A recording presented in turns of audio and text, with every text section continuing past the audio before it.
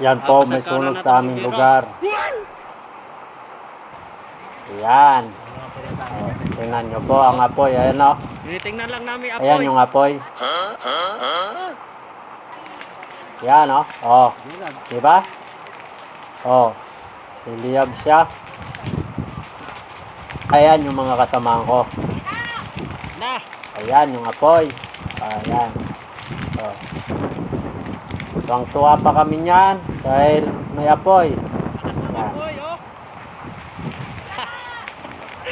Ayan sila. At lalapitan ko nga ang apoy. Ayan na. Ayan. Magsiselfie ako dyan kasi tuwang-tuwa nga kami sa apoy. Ayan.